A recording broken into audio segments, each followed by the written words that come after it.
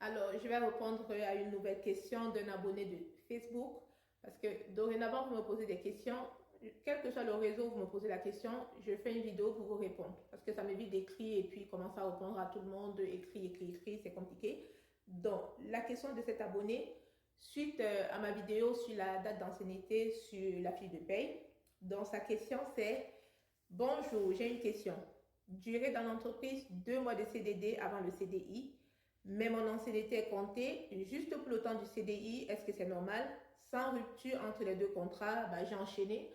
Voilà, donc c'est un salarié qui apparemment a travaillé dans une entreprise en CDD et après il a signé un CDI.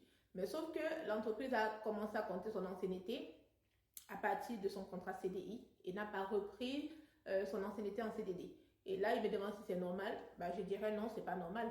Après, ce sont des choses que vous devez négocier parce que quand tu pars d'un CDD pour un CDI, tu négocies et tu peux négocier même ta reprise d'ancienneté. Parce qu'en fait, il y a des avantages qui sont octroyés dans l'entreprise et qui sont basés sur l'ancienneté. Si on dit par exemple, on va verser une prime, par exemple, qui est basée sur une ancienneté de 12 mois, à 2 mois près, parce que lui, ce salarié, il a fait 2 mois de CDD. Donc, à 2 mois près, peut-être tu ne vas pas bénéficier de cette prime-là. Donc, autant mieux négocier lors du passage du CDD au CDI, de négocier tout ce que tu peux négocier, entre autres la reprise d'ancienneté.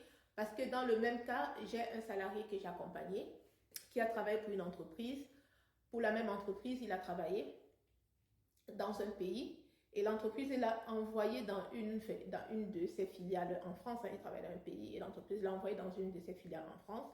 Pour la même entreprise, il arrive dans la filiale de France, on lui remet une période d'essai. Mais sauf que ce salarié est en train de faire des démarches administratives pour lesquelles il est bloqué parce que la période d'essai bloque, parce qu'il y a des choses que vous faites, où on va vous demander, il faut attendre la fin de la période d'essai. Et je lui ai dit, écoute, pourquoi ils t'ont considéré la période d'essai? Donc quand il explique sa situation, je lui ai dit, mais pourquoi ils t'ont considéré encore une période d'essai? Tu étais déjà dans l'entreprise, tu aurais pu négocier une dispense de période d'essai parce que tu es déjà connu de ce groupe-là.